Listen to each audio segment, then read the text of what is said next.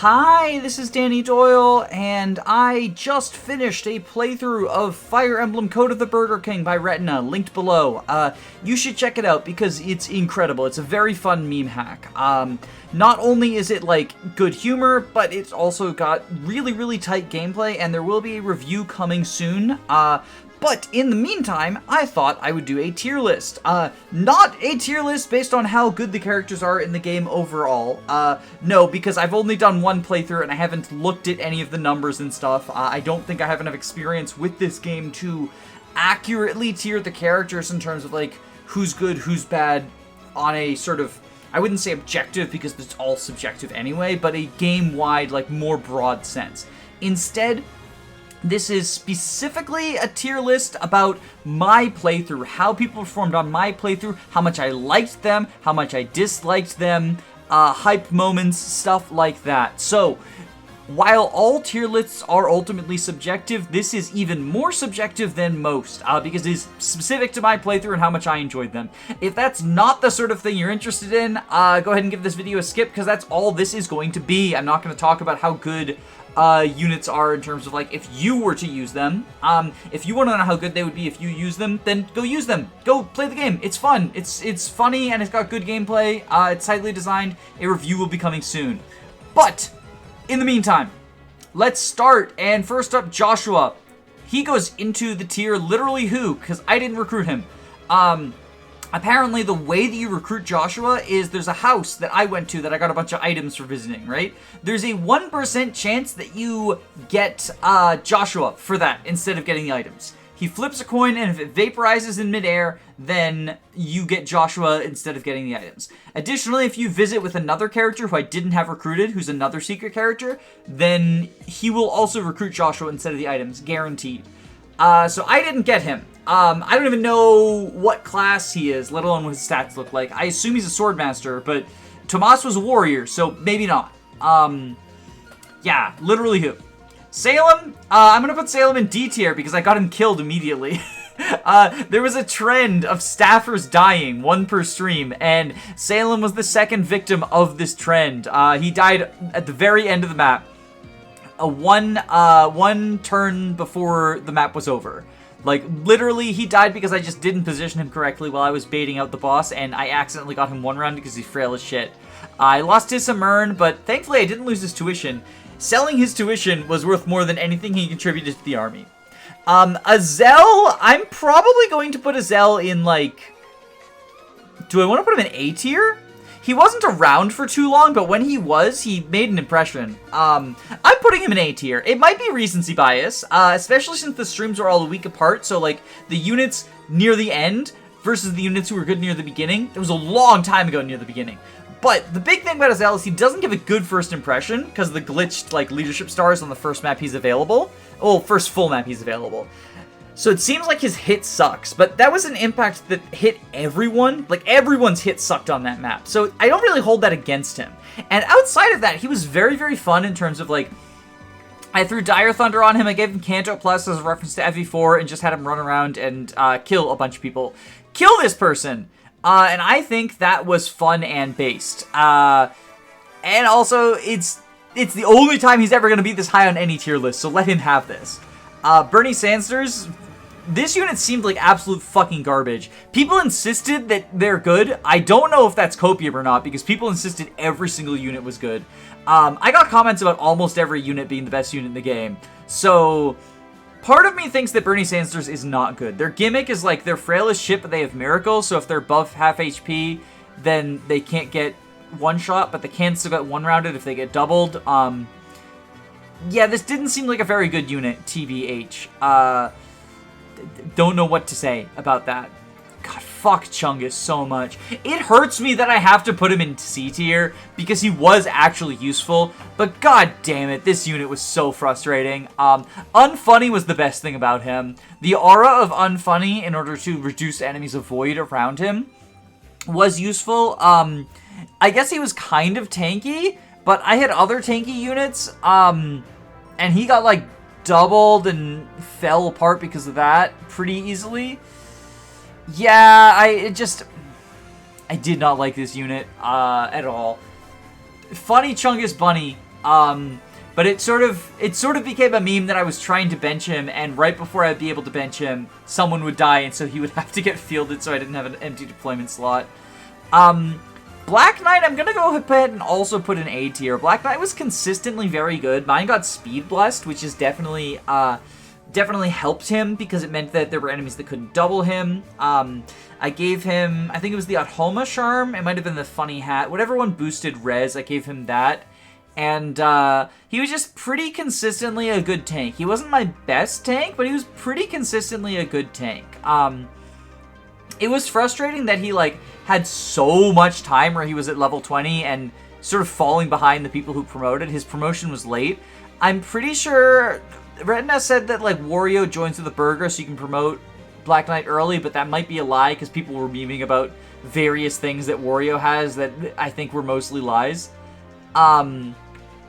Yeah, I don't know. I think he was very good, though. Like, I think he was very good. He's very strong. He's some good personal weapons, good stats, bulky, and armors actually have regular infantry movement, so he didn't get held back by that. Speaking of armors with regular infantry movement, Boars, I think, also goes in the A tier. He was just a very, very reliable tank. He did eventually die. We finished bottom surgery in the final map, but before then, he was just an incredibly reliable, bulky unit. Give him the Wary Spear so that nothing doubles him, and I felt like I could just, eventually got to the point where I could just throw him in, like, 2 or 3 enemies and be like, I don't even need to run calcs necessarily. I know that he'll be able to withstand them. So I was very happy with that. Either in terms of, like, using it to bait people out, or just because sometimes I needed to hold a choke point, or, like, hold people back, or just, like, anything else. Like, anything else. He was just very, very... He didn't really do that much damage, unless, like, he crit with the Wary Spear, but, you know, anyone can crit, and there are people who are better than critting than him. But he was pretty reliable. Oh, God, fucking Tomas. Go in D tier where you belong. Yeah, I love Tomas. I do. FE1 Tomas is a very fun unit. In terms of, like, I should have used him in 0% growths. I gave the manual to George instead of Tomas, and this is my biggest regret, because Tomas is the better Parthia user when you promote him. But he was still useful in 0 growths FE1 after, like, even without the manual, right? So I love Tomas. I love that the joke was that he's the canonical Parthia user because he is actually the best Parthia user in FE1, at least in 0 growths. I think also in vanilla, because, like, what are you training, Gordon? Flamau. But goddamn, this unit had no speed and no skill, and, like, I can excuse one of those, but both of them combined was just a recipe for disaster, and his strength was good, but it wasn't high enough to hit one-shotting thresholds, even effective damage. Granted, I wasn't training him, but it's because training him was such a pain in the ass because he missed everything. So yeah, I was very disappointed with Tomas. Not a very Sigma. Deke, I'm gonna put an A tier just because I got him killed. If he'd stayed alive throughout the entire playthrough, he probably would have been an S tier unit. I sealed him into a Wyvern, and he just sort of destroyed portions of the game until Axebreaker failed him and Titania one-rounded him. Or, I think she got assistance, but Titania killed him. It was very sad. I'll put them next to each other, Deke and Boars, the bottom surgery duo. Yeah, it was tragic, but it did allow for Wyvern Rotoban to, like, become sort of the hard carry of the second half of the game, and for that, like, Deke's sacrifice, I feel like, was good, because it meant that, like, I got another unit that I just sort of, like, memed around with that became the ultimate Wyvern. We'll get to him later, but I was very fun with that. Butter Dog, I don't even know what this is, so no. I mean, I guess I'll put him in B tier because he's just the Goto, but the Demi-Jagan, I think is what his name was, Demi-Jagan, just a combination of all of the Jagans and also Don 151. He was a Wyvern who could use all the weapon types and, very good bases and joins in the final map, and he helped me kill a bunch of tough enemies, and I appreciate that about him. So that's good. Literally who? I think his name is Dorshua. This is the character who recruits Joshua if you get him. But he's like a Stefan situation where you go to a specific desert tile. It's not as bad as Stefan. It doesn't need to be a specific character. It can be anyone. But Yeah, it didn't have him. Like, literally who? Biggle! Biggle goes in A tier because Biggle's a flying summoner. And that's all that needs to be said about that. I guess Biggle, like, pretends to be an S because level 1 unpromoted, like, about halfway to 2/3 of the way through the game. But I don't think you could rightly call Biggle an S, because Biggle does Biggle's job just from being Biggle and from summoning. Like, Biggle's entire deal is to summon. Biggle's not really doing combat. I did some Biggle combat occasionally when, like, the situation called for it, but usually it was summoning to, much like Boars being the reliable draw enemies out, the summons can also do that. The summons could distract people. Very useful. False Biggle goes in S tier because False Biggle died for our sins over and over and over and over. And this unit needs a buff, Retina. It only has 1 HP. Like, that was ridiculous. This is unfair. I did not get, Riddell. I killed Riddell. Riddell was a Camus in my run, I guess. Riddell best Camus, even though he's actually recruitable, so he's not. Seriously convoluted series of, events to recruit Riddell. Apparently it's worth it. It doesn't seem it to me. Like, it doesn't seem worth my time. You have to, like, go to the secret shop, buy an item, and then bring that item to Longbow General, and then, like, go back and, like, there's so many different stupid things you need to do to get Riddell. Not in my house. Fiona, solid B tier. She was a Jagan.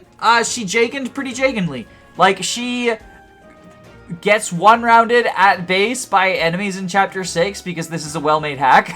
Bow Paladin Jagan is a very cool approach to the idea.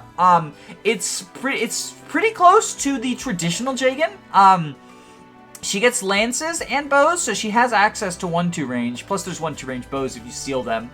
So it's not that much of a departure from traditional Jagans. I think the biggest thing that is her point of departure is her join situation, that she joins in a separate part of the map in Chapter 1 from the rest of your units, and some other stuff regarding, like, if you get the secret character Wario, you can't deploy, like, you have to choose between deploying her and Wario, basically.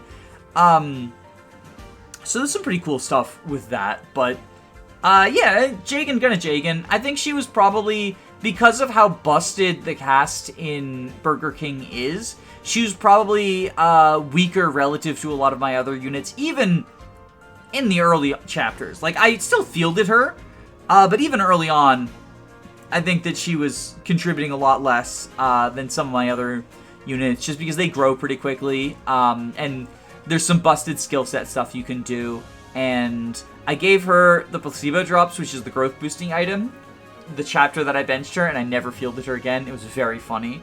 I don't know why there's a second Fiona. I don't know if this is a glitch or a secret character. I'm going to put her in literally who in case there's a second Fiona I'm not aware of. Linhardt is Dancer. Dancer is S tier. Normally Dancer that joins as early as Linhardt would be S tier anyway, but Linhardt also is incredibly bulky, so you don't even really need to like worry about positioning them in specific places. And then they have counter and counter magic, so occasionally you can use them to deal damage to enemies, which is pretty cool. Generic aliens like C tier, purely on the strength of being able to give White Pool aura and being a generic rescue drop flyer. I did not enjoy using this unit, but they were useful to me at times. Chat really liked them and wanted me to use them, which is why I did.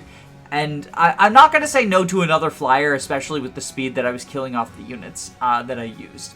Soldier, I think, is going to be S tier as well. Soldier is this game's trainee. They're a Gaiden unit. And we sort of did a whole, like, any all pronouns soldier thing in chat. They were incredibly fun, incredibly reliable. I definitely got the trainee dopamine, just, like, bringing them 0 to hero. They did bring me pain. I had to reset their map, like, 5 times. But it was worth it in the end. Like, would another unit getting that experience have been as strong and reliable as them? Yes, absolutely. If I'd funneled all of that experience into someone else, like potentially Chungus, like potentially Mathis, whoever, they would have snowballed as well. However, I don't care. It was fun to snowball this, like, absolute shitter soldier and make her a fucking beast. And I was very happy with his performance. And yeah, I think that they earned their place in the S tier. Again, for this playthrough. Like, this is not me insisting that they're the best unit in the game. I don't know enough about the game to say who isn't an S tier. I do not think that they would be an S tier in any reasonable, like, looking at the game from a broader sense perspective. But they were absolutely an S tier unit in my playthrough. Sail was, like, the most filler to ever filler for a couple of chapters. Cool idea, a water walking plus acrobat so that they could just, like, really zoom across the water and kind of be a pseudo flyer. At this point in the game, without using the reclassing features, the B-sides, you don't have a flyer, and so they ended up sort of being a pseudo flyer in, like, the map with water that they join in. Or that he joins in, I guess. He's a he. I was thinking of Soldier as the they. But in his map that he joins, he ends up being sort of like a pseudo flyer. But then the next map where there's actually water that he could pretend to be a flyer in, Kaga joins in, and Kaga is a wyvern.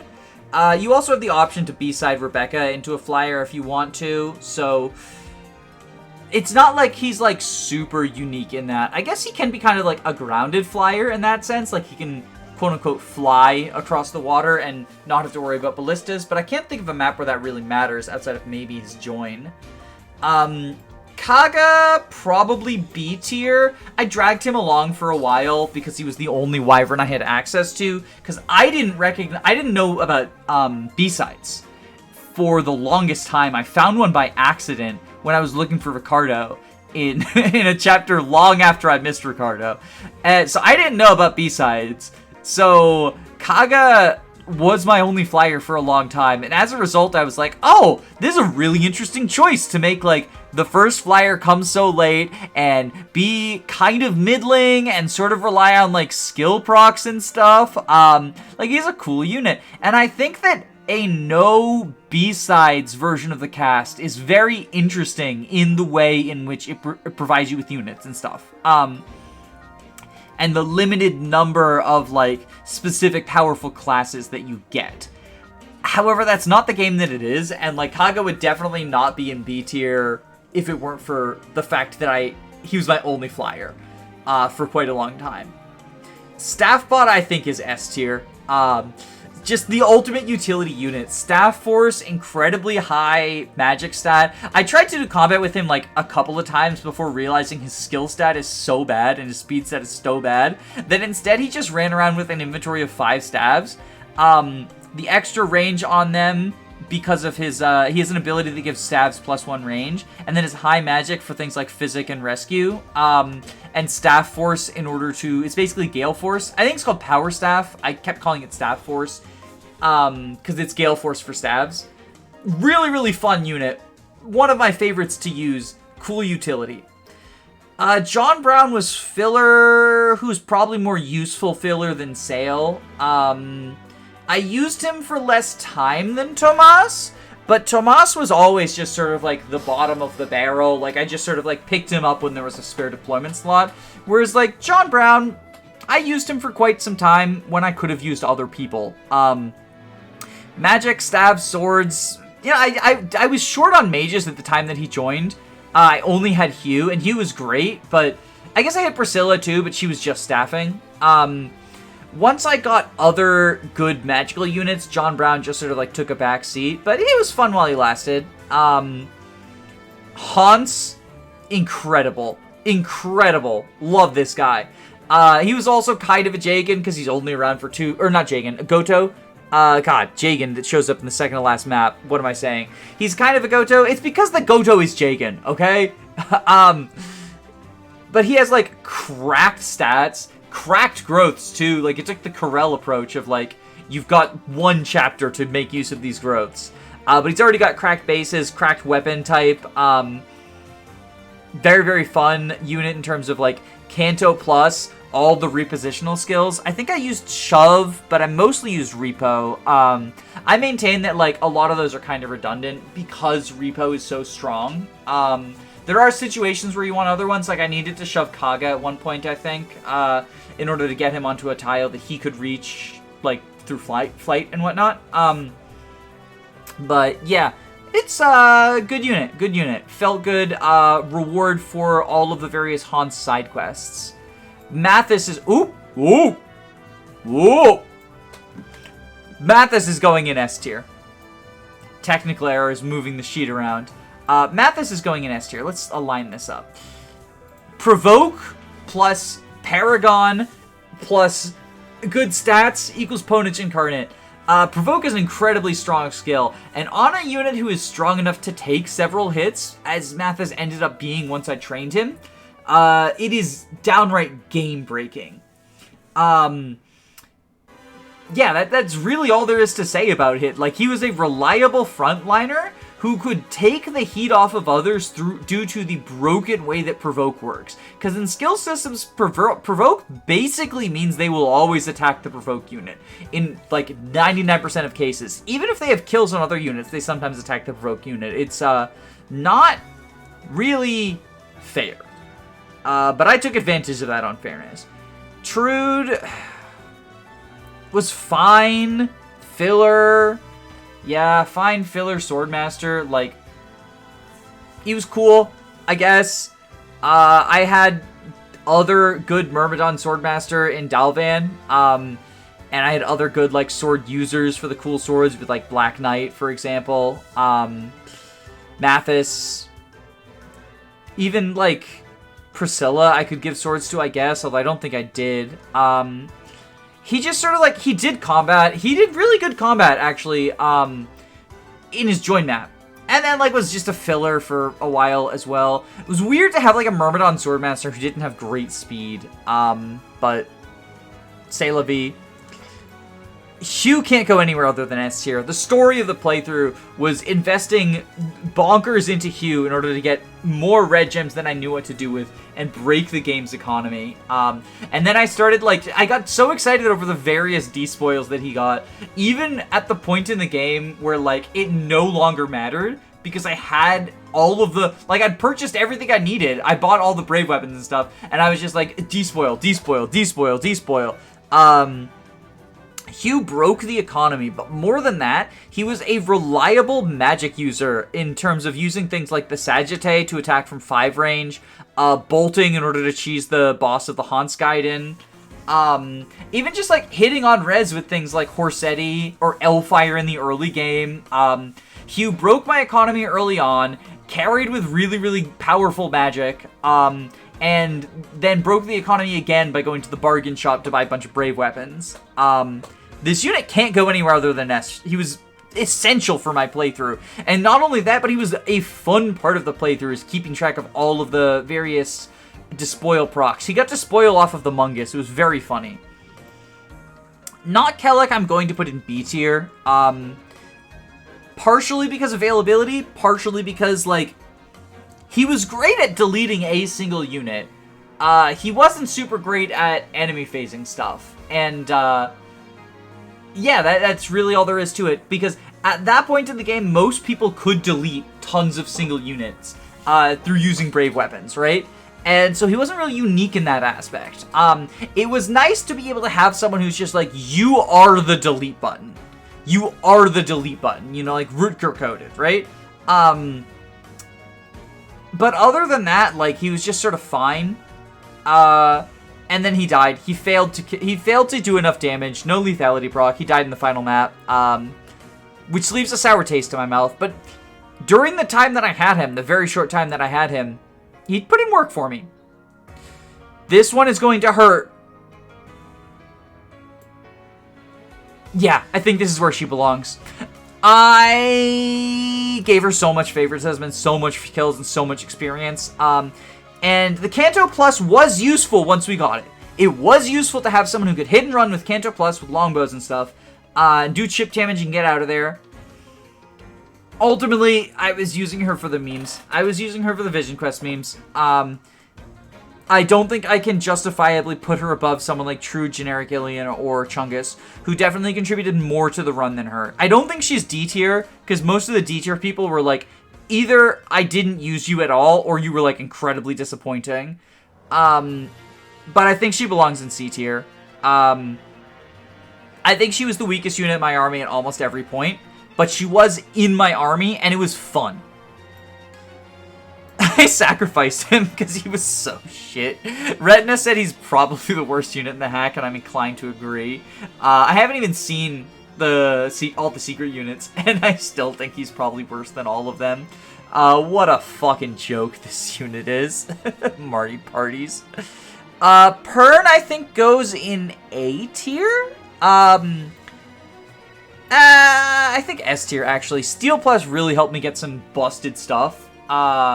And the Kingmaker for deleting people was really, really useful. He was a delete button earlier than most people were delete buttons. I wouldn't say from join. He could delete button some people, but not everyone from join. But because of his speed and the fact that he could quad a bunch of enemies with Kingmaker, he was a delete button pretty early on. Where like, you know, Kellic was a delete button later on when anyone could be a delete button using brave weapons or various other strong weapons. Parn was kind of only a delete button, like the majority of the game. And then he also had access to Steel Plus, which was very nice. Vantage to help his survival a little bit. Soul almost never fucking procced. But yeah, I think he did a lot of work. I never felt bad fielding him. I think Priscilla rightly goes in A tier. She was my secondary magic user, much less reliable than Hugh, much less fun than Hugh, but she had a horse, and she had, like, staff utility early on. Maybe she goes in B tier, actually. I don't have too much to say about her. I had a lot of fun using her. I think that she was fun, but I think I can't rightly say that she contributed more than, like, even when she was alive, I think Azel was contributing more than her, just by, you know, being a better combat unit, by virtue of not dying to a stiff breeze. That was the problem, is she couldn't ever enemy phase, and, like, because you have magic, you don't have to take hits, but it felt bad because she couldn't really, like, she couldn't really advance too far to kill people, like kill dangerous enemies with magic, because then she's exposed and she dies. And that's what ultimately ended up happening, is she got exposed and she got an injury and we sent her to Holmesrat and she didn't die. Anyway, Rebecca is S tier. These tiers are not ordered, by the way, but Rebecca does go at the top. She was the most fun unit to use. She was my favorite unit to use by far, and I think she contributed the most to the army. While people like Soldier, Mathis, and Hugh were incredibly reliable at, like, throughout the entire playthrough, Rebecca was just, like, again, a huge delete button. Glacius procs, even from the very beginning. I doubted her. I was a Rebecca doubter, and people convinced me to train her, and I am so glad that I let people convince me to train her, because holy shit, if you have not used this unit in this hack, she's so fun. So people said that, like, you can second seal her into a Pegasus Knight, make her a Peg with Bowbreaker, and that is really good. I kept her as a sniper. She gets the bow range plus, and just becomes a player phase nuke. Deletes a bunch of stuff, and she doesn't really enemy phase. She's got really high res, but really low defense. So I occasionally had her enemy phase mages, but I mostly just had her be a player phase nuke. And much like with Pern, she was a player phase nuke much earlier than other people. And even in the end game, when, like, you can player phase nuke most people, but there are tough enemies like Emperors or the bosses and stuff, she was a reliable boss killer for the incredibly hard bosses, including glitching through Ronald's Nihil in order to one-round him with the double Glacius proc. She simply wanted it more. She simply wanted it more.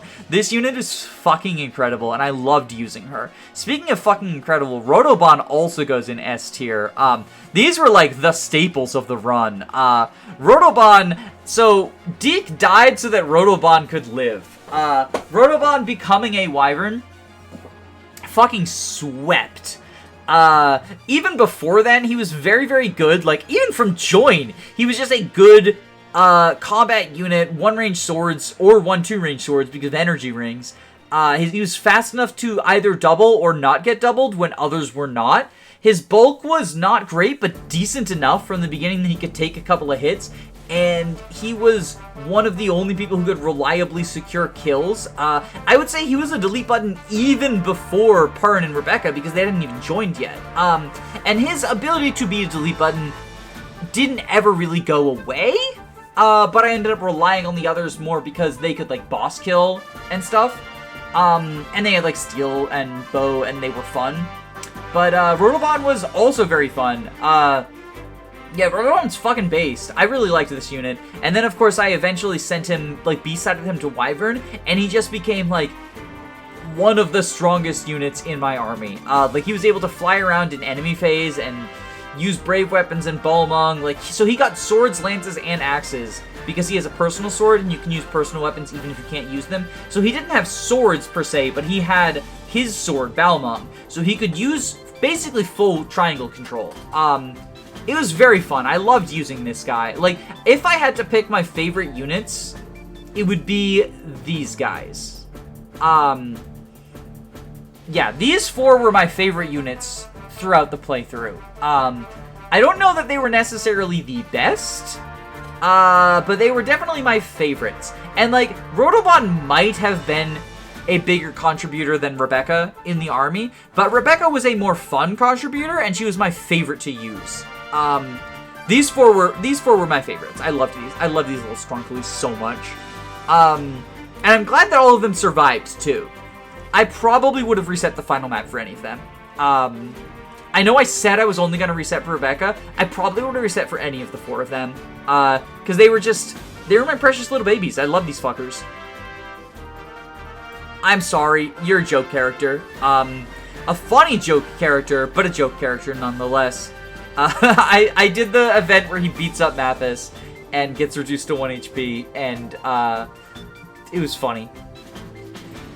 I got Charlo killed. He was the first death of the run, and it was tragic, and it's what led to the spiral of, like, everyone fucking dying. I moved him into the range of a moving boss when only the stationary boss and the moving boss were left on the map, and I was just trying to gather villages, and it was tragic that he got, like, obliterated. But he was an early game healer for a couple of maps, so I can't really put him in D tier. He staffed when I had no one else to staff, and we appreciate that. The King was surprisingly decent for a unit that Retina said was bad. He needed a little bit of a training arc, but I think it was less than I was led to believe, I'll say. Because he, much like Azel, seemed bad, because the first map he's on is the one with the Glitch Leadership Star, so I was like, oh, a little bit of a training arc? This seems like a lot of a training arc. But no, it was just a little bit of a training arc. Like, I trained him, and then he became, like, a pretty reliable Cav, or Paladin, I guess, throughout the rest of the playthrough. Nothing special. He could take a couple of hits. He could use, he had Canto Plus using his personal. His personal is 1-2 range and infinite use, so that was nice to not have to do inventory management. And he could delete stuff with that, or he could delete stuff with Brave Lances. Nothing too special about him, but he was very, very reliable, and he's forced to play at every map, so I liked using him. Sifrin, probably C. He died too early. He was useful while he was alive, but I got him killed too early, and I wasn't going to reset an entire long map, because it was another brain fart. Like, Charlo and Sephirin were both people who died because I made brain farts when the map was, like, functionally over, right? I just hit end turn and forgot that there was a unit left alive that could kill him, and they did kill him. But he was a mage for a little bit. He was a better mage, and as such, like, I felt like Sephirin was redundant. I didn't really need a second mage on most of those maps. He did some stuff, and then he eventually, like, he becomes the staffer with convoy access, which is cool, but I didn't get his Draco Pup event, which I'm assuming is what this is, so I'm gonna put Draco Pup in literally who. I'm gonna put you in literally who because I didn't get you. I'm gonna put you in literally who because I didn't get you.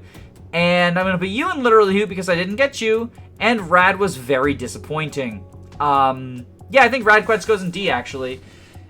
Yeah, no, I think he goes in D. I think he was very disappointing. I used him, and I used him more than Sale. Less than Tomas.